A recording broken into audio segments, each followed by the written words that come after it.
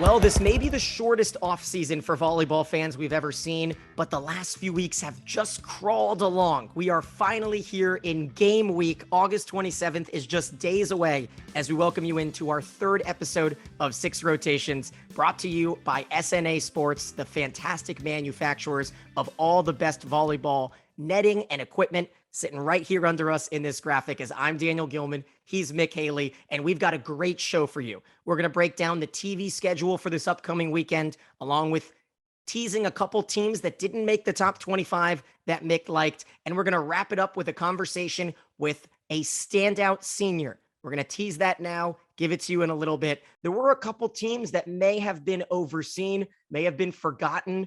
Talk to me about a couple teams that didn't make that top 25 that you've got an eye on.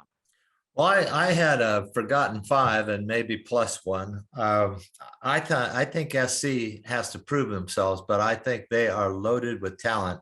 Their gym is really physical right now. I have mentioned LSU a number of times. I really believe they also will earn their way into the top 25. And I think Texas State really has been overlooked because they beat Baylor this spring in a very well played match, and they played a lot of Big 12 teams, so they're ready to go. Michigan seems to be. I mean, in the past, I felt like Michigan maybe got too much credit, but this time I think they have talent to break that top 25. They just have to bring them along a little bit. And number 5, Marquette, they got a transfer from Oregon State, a middle who was a freshman that I think can help them get back up there. So that's my forgotten 5. And then the plus one is, I don't know why Central Florida is not getting any love. I mean, they have been in the tournament. They have been challenging. They have been very good the past few years. I didn't see any major losses there. So I'm not sure if they just got overlooked or whether the coaches are a little worried about them and they're not putting them up there early. I'd like to see what's going on there. Yeah, of course, they've got one of the all-time best nights in program history, McKenna Melville, who will be returning. I think maybe a couple coaches were dissuaded by their first round effort against High Point, but you can take a look here at the graphic of the receiving votes teams, and USC comes in as 26, then Creighton. They bring in a big libero in Abby Bottomley out of High Point, the team that knocked off UCF. Missouri, Hawaii will finally be making their much anticipated return after missing the 2020-2021 season. Then teams like LSU, UNLV, Michigan, Marquette, Dayton. But I do want to dive into some of the biggest matches this weekend. Our first episode talked about our favorite non-conference standalones and tournaments, but now that things are getting real, we are finally days away from the August 27th opening day. We've got the TV schedule, which is so important. So this is time that you guys can all bring out your notepads, write down where you're watching each match. Things start really early, especially if you're out there on the West Coast or somewhere in the Central Time Zone. Friday, 12:30 p.m. Eastern Time is kind of our kickoff to notable teams, and that's, Dayton, an NCAA tournament team hosting Cincinnati. Then 2 o'clock on SEC Network Plus, Washington State and South Carolina duel off. I will say, Mick, a ton of ESPN Plus. That may be the go-to for volleyball fans here this year. I know a lot of fans have gotten BTN Plus, which is great. So that'll cover you through all of the Big Ten season. But if you want to watch some ACC action, if you want to watch a lot of these pre-conference tournaments that aren't in Big Ten country, you want to get ESPN Plus. But let's dive into the meat of our Friday slate, Mick, and this is Texas hosting San Diego at 7 o'clock Eastern on Longhorn Network. You've got that parlayed with Kentucky and Dayton on ESPN Plus, and the Kentucky Western Kentucky exhibition. Let's talk a little about that. They played. I was told it was really competitive. Western Kentucky rotated some players. I've got a couple sources in on the inside down there saying that Kentucky's hitters looked really good, but more importantly, their ball handlers, right? Replacing Lilly, replacing Curry, split it 2 sets apiece. And the Wildcats could be a team that may make you and I by midway through the season say, you know what, we may have been wrong doubting Skinner early on. Well, that's always a possibility. On these early ones, everybody is new and different and trying things. So I'm just interested that they were competitive. As long as they're competitive like that, I think that's good for both teams. I think that's a real positive. I think that's why they do it also, because they know that they have such a battle for the state of Kentucky, and that kind of overlooks Louisville, but they're really kind of approaching it that way. So I think that's good. And that Texas match Friday night will be very interesting for a couple of reasons. One, to see what Texas does as a starting lineup, but two, to see if San Diego has been able to regroup and come back with a full slate of players and a very strong approach. Of course, that WCC getting 3 teams in the top 25. Georgia Tech and UCF battle at 7 o'clock on ESPN Plus. Western Kentucky with the 16th ranking coaches poll selection, their best preseason nod of all time. They go to South Bend. That'll be a good top 25 battle, 16 against 25, with Notre Dame hosting the Toppers at 7 o'clock Eastern on Friday night on ACC Network Extra. And then it finishes off with a 10 versus 7 battle. Baylor, Presley with Skinner, Sedgwick, going to Samedy with Schaffmaster and McGraw, 9:30 p.m. Eastern time on ESPNU. Set your alarms, stay up. I'm excited. That's my marquee match of the day. Yeah, I like that too, and I think we're gonna learn a lot.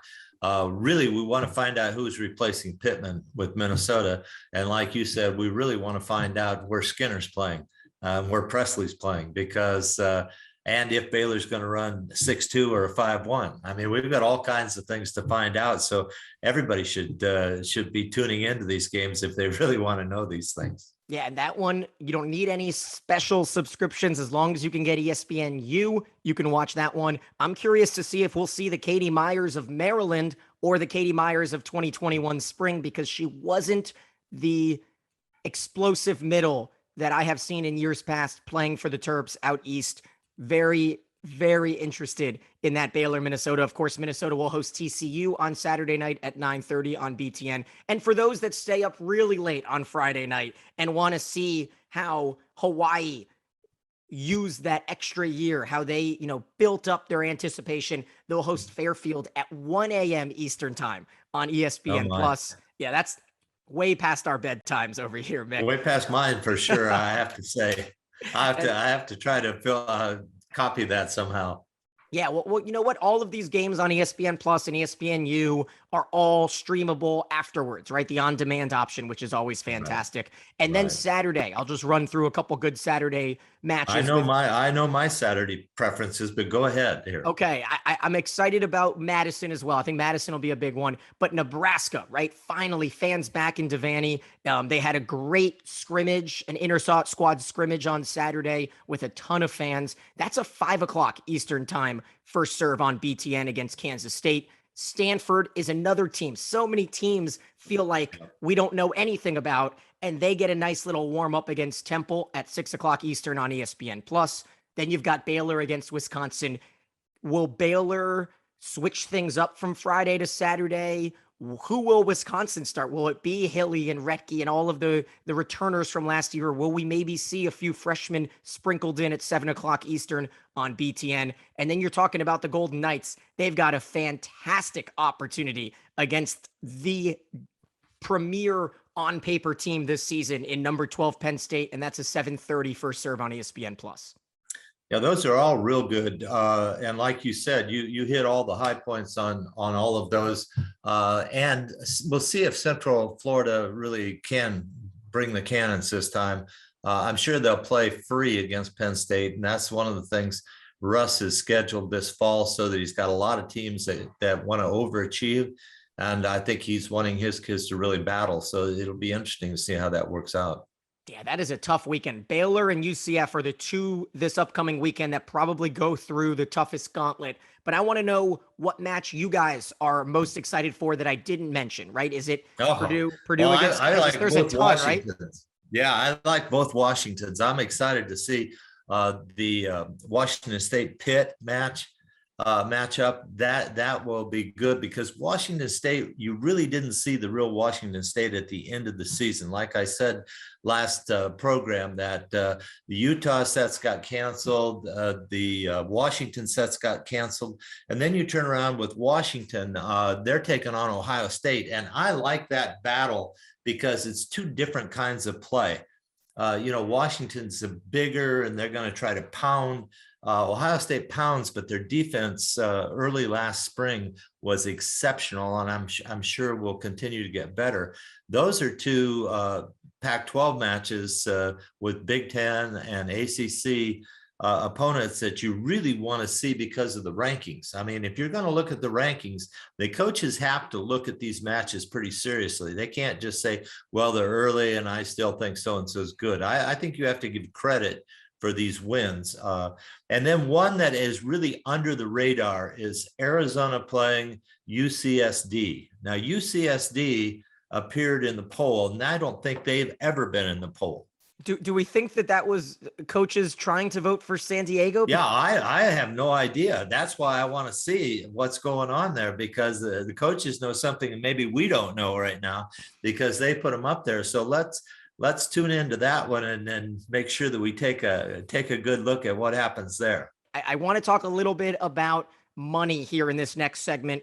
I don't want to spend too much time on it. We're going to have a lot of time throughout this season to dive into this new NIL situation. It's the name, image, likeness. And for those that may have heard it or rumblings about it, college players can now benefit and profit off of their name, their image, and their likeness. And we've just got a couple here off the top of notable players who have already made deals, and leading the way, the player who has the most followers on social media in NCAA volleyball. That's Lexi Sun. She's made two big deals, a clothing line, Ren Athletics, and the big jeweler run by Berkshire Hathaway called Borsheim's. So Lexi Sun making deals with them, and her teammate Nicklin Hames, a pair of deals as well with a Mexican restaurant called Muchachos, and the fun little volleyball game called CrossNet. So as we take a look at some of these other deals here, a ton of players, Mick, have run volleyball camps. Ali Stumler, a notable name.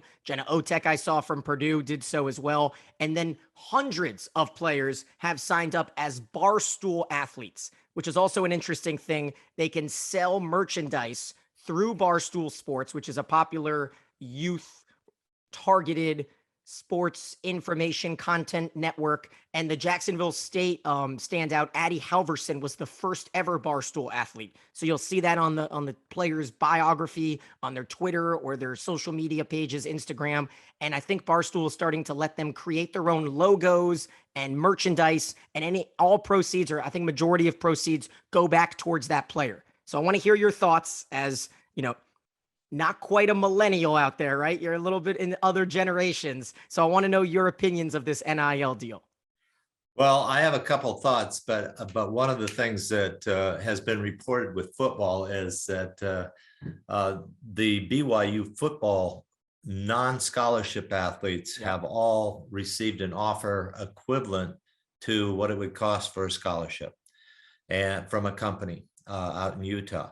And if you think about it, that was our fear right from the day one on this, that they would change the landscape by people with a lot of money coming in and taking care of their teams in a lot of different ways. And that really changes the level playing field. If this happens in volleyball and a company comes in and says, I'm going to take your other 6 players, if you have 18 on a squad, and I'm going to put them in a weekly presentation, I'm going to pay them this amount of money, and that's what it costs to go to school there. It's relatively 6 more scholarships that you have. And that's good for the kids, I think, but I don't know how that's going to work across the country. And I'm real worried about that. The other thing is, and I got the biggest kick out of John Cook in an interview. He said, well, my big worry is I call timeout and they're not going to run for the water bucket. They're going to run for their telephones to call their agents, see what deals they've got. It'll be hard getting them back to the next drill. Well, he didn't really say exactly that, but that's my interpretation of what he said. But it was funny, but yet it's where their mind is. And think about this, Daniel. One thing to think about. Several years ago, the NCAA decided to say, hey, students, you can have jobs. We're going to let you have jobs and all of that stuff. And you know what? The players did not want jobs. First of all, they had very little time for themselves studying and training for their sport. And then, even though they were offered opportunity to get a job, there was no time for a job or no time for them to have any time for themselves. So I'm not sure how this is going to work relative to education. And think about it. I am old school in that regard. I just think we've opened this up to a real can of worms that will be interesting to see how the various schools handle it. And one last thing, University of Michigan has said, even though you're here at the university, you can't use the Block M to market yourself, even though you're a student athlete. They're not giving away that brand of the Block M. And so there's another interesting little twist. A lot of schools are recruiting with the idea that you can use their school to help you market, or they get somebody to market you and you get a certain percentage, or the team gets a certain percentage of what happens. So there are a lot of deals out there. So watch the people that are really creative thinkers get involved here. There you go. That's mixed opinion. I'm gonna have to hold off on my final stance on this to see how the season goes. And as you mentioned, depending on, let's see what the focus level is throughout a year, right? Are players spending too much time trying to brand themselves? If not, then I'm totally on board. I tend to disagree with not letting players get jobs, right? You had that UCF punter a few years ago that was kicked off the team because he had a YouTube channel that was making money. So there's been a lot of interesting developments here in the last 5 years. And I think this is just kind of where America is going. The whole TikTok generation and being able to profit off of your own goals and not have to worry about a man with a suit signing a check for you. And instead you can kind of sign your own checks. So that's the up and the down. Of course, we've got the guy in his late 20s and you've got, Mick. So there's two different stances on this. I'm not gonna guess to see what age range Mick is in, but I have a feeling that the people in your generation are gonna agree with you, and the people in my generation are gonna step on their opinions a little bit more and hold off just to see how this goes. Because I have no issue with Nick Hames promoting a Mexican restaurant, or a CrossNet, or Logan Eggleston and Jenna Gabriel signing with Degree, right? That doesn't affect me, and I don't think it's going to affect their play. It may help their grandma who needs, medical help or something like that. So if the little things could help, then that's where I think is going to be the best thing. But at the end of the day, it's always going to be a tumultuous terrain to tiptoe around. So we'll put a bookmark into it. We'll get back to it sometime. But I did want to just mention it for the fans that had heard a little bit about the NIL but wasn't quite sure. I do want to go from a rocky conversation to something that's been really cool. And so two different teams had fun little tributes this past weekend to honor either a legend in their own or a certain player that had done really well. And I want to start off with a USA standout that unfortunately couldn't quite see the rest of the tournament because of an injury. But Cincinnati gave Jordan Thompson the due welcome that she deserved after a great appearance out in Japan. You got pictures here of the awards and the welcome that Cincinnati gave. I think I also saw that Orange, California had an Annie Drews parade. And then lastly here, and this one was unique, and I want to hear your opinion about it. Molly Haggerty decided not to go back for her super senior year at Wisconsin. So while they celebrated their Big Ten title and their undefeated conference season on Saturday in their scrimmage, they also honored Molly, gave her the senior day send off and everything like that, as you see the video here.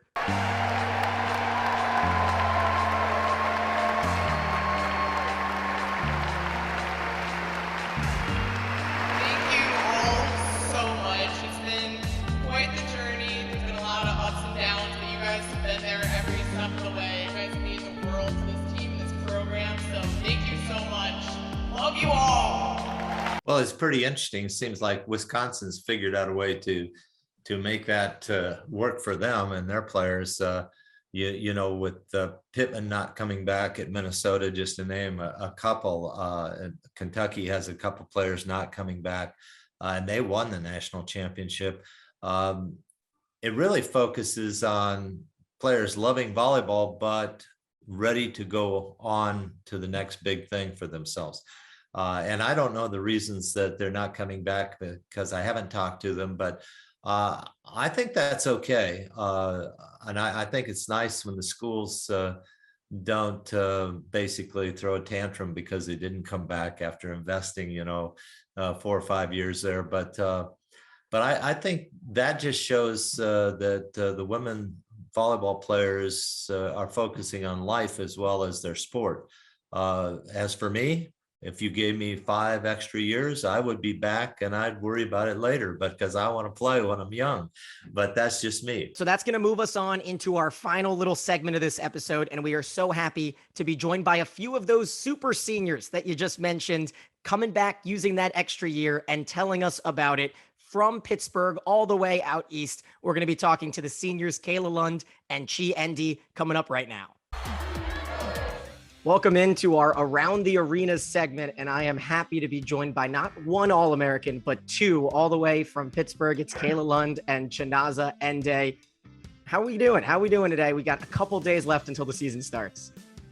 We're good. We're excited. A couple more days of preseason, and then preseason matches start. So we're starting to get really pumped for games, and especially after our exhibition match this past weekend, we're ready to put those jerseys on and get this thing rolling. Yeah, so I want to start off by taking a little trip down memory lane, because April was memorable right out there for the Panthers. You guys made it to the regional final, that 5-setter against Minnesota. I want to get into your brain. Chi, we could start with you. What was it like? Do you still kind of have memories of that day and moving on before we talk about the next match? Yeah, I think, we entered the game with full belief that we could win. Like, I think that was kind of the foundation for everything, was we were fully believing that we were capable of beating Minnesota, and we knew they were a really good team. So we weren't entering with no fear. I think we were just kind of embracing the big moment and just kind of saying, like, we're just going to ball out. We're going to be here for each other. We're going to connect with each other, and we're just going to help each other through this. And I think it showed in that game. Kayla, what does it feel like now coming into a super senior season? We could talk about that in a second, but do you almost feel like there's a little bit of unfinished business after 2019 and then after 2021?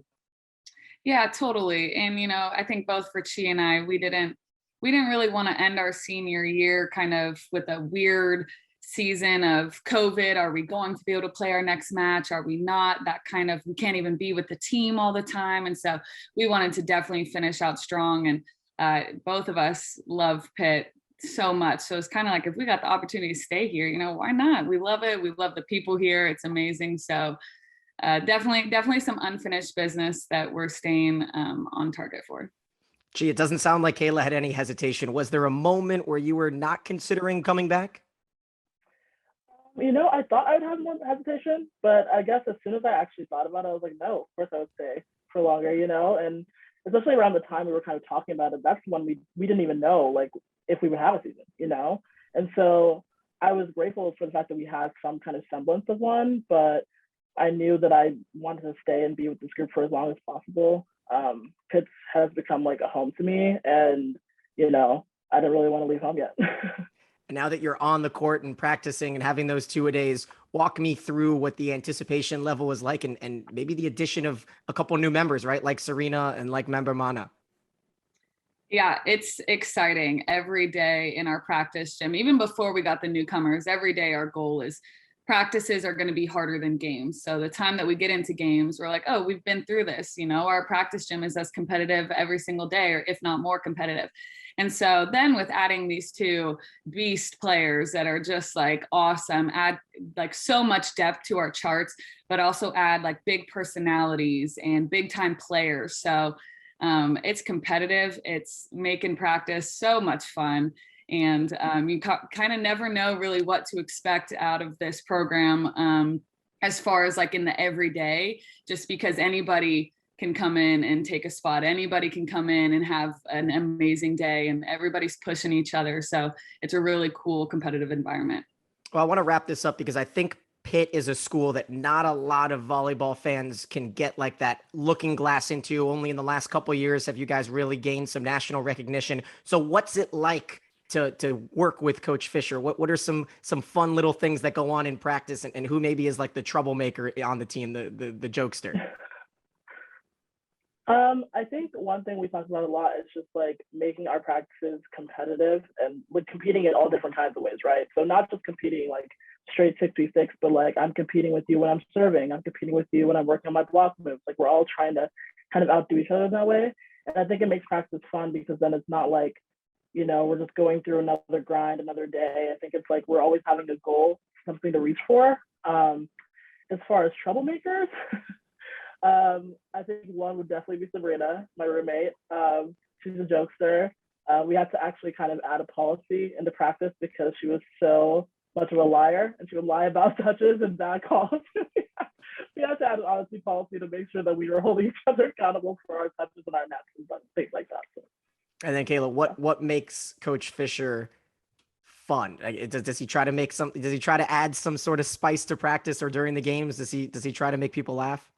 Oh yeah, he has. He'll definitely get in his dad jokes, and he's a big fan of those. And almost all of our coaching staff are parents, and so they love them as well. So they'll just feed off of each other, throwing in dad jokes, mom jokes, all kinds of stuff. And we love seeing that side of Coach. And he always believes, our fun is really just competing hard and playing really good volleyball, because that's so much fun for us. But he's also able to kind of have that balance of competitive fun and also like, hey, we're really happy to be here with each other. We're around each other all the time and we love each other. So let's keep that flow going even when we're in competitive mode. So they do a great job of kind of balancing out like warrior mode and also like, hey, we really care about you, we want you to be happy mode. So it's a lot of fun.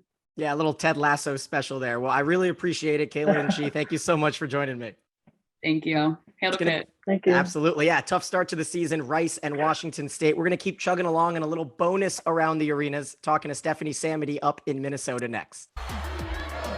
Happy to be joined from an All-American to another All-American up in Minneapolis. Stephanie Samedy getting ready for opening weekend. How has this off-season been for you? Has it felt shorter than the other ones you've had?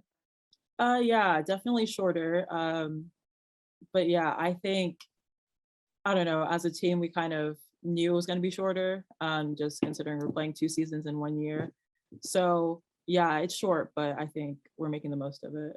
Yeah. I talked a little bit to the 2 Pittsburgh seniors, Lund and Ndee, and asked them about any hesitation in coming back for their super senior year. Was there a conversation to be had in the Samedy household, or maybe between you and Coach? I think it was just a matter of understanding that I knew that there was still more that I can get from this program, and kind of more I can give to the program. Technically wise, there's still so much I can learn, and being able to compete in the big is still something that I look forward to, and was a factor of me wanting to come back. So yeah. Yeah, I've been lucky enough to kind of watch you the last few years in the Big Ten, and the fans on TV, they see the stern Stephanie Samedy, right? The game face on. But when the game is not on, what is Stephanie Samedy like? What are you like? Yeah, I'd say pretty chilled, like pretty mellow. Can be kind of goofy. But yeah, I think for the most part, I'm just level-headed. Yeah. I think a lot of us fans assume that Hugh McCutcheon keeps a very strict composure and a team, but you mentioned goofiness. Is there any side of him inside of the team that keeps things really loose? Yeah, I think his dad jokes kind of, I don't know, it's Hugh, you know what I mean? Like he just has his little dad jokes, he'll give a chuckle, and you just kind of laugh with him. It's kind of funny. But yeah. Are there any like TikTok stars on the team or anything like that keeps things fun? We think we are. We think we're TikTok stars, but who knows? Yeah. Okay, I do have to ask this one though, because Yassiana Presley's coming in this weekend. I think that's going to be the big storyline, right? Yassiana against Stephanie. When you match up against someone like that, even if it's not physically up at the net, but a matchup like that on the court, is that something that kind of turns you up a notch, or do you keep it going no matter who your opponent is? Yeah, I think I try to have the same mindset of whoever's across the net, we're just getting after it. So, whether non-conference games or the Big Ten, I think we're all just trying to, whoever's across the net, we're getting after it. And then I can't let you go before asking you a little bit about your setter, Melanie Schaffmaster. She had so much composure and so much maturity as a freshman, but here in her second season, what are a couple things that she has improved on in the offseason, and what can she improve on here in her sophomore year? Yeah, I think she's improving a lot. She comes in every day. She's working hard. I think her all-around game of, blocking, serving, defense is all improving, and setting as well, just making sure she's connecting with us as hitters. So yeah, I think she's doing great. Is she like the vocal leader on the court? Is that more you, or is there a little bit of a hole in that area with Reagan and Adana leaving? I think all of us know when we should step in and say something. I think we kind of all believe that we have a voice on this team. So if we notice something that isn't quite right, we'll all bring it in. We'll talk about it, whoever it is that notices it. But I think, for the most part, it's all of us. Yeah. Well, a big marquee weekend coming up. Cannot wait to catch you on TV. Thank you so much for joining me. Yeah, thank you. Thanks for having me. That's going to wrap up this episode of the show. Don't forget that as opening weekend rolls along, we want you fans to reach out to us on Twitter. Let us know what big comebacks, what primetime performers like maybe Samedy performs this weekend. So let us know. That's going to wrap up this episode of Six Rotations.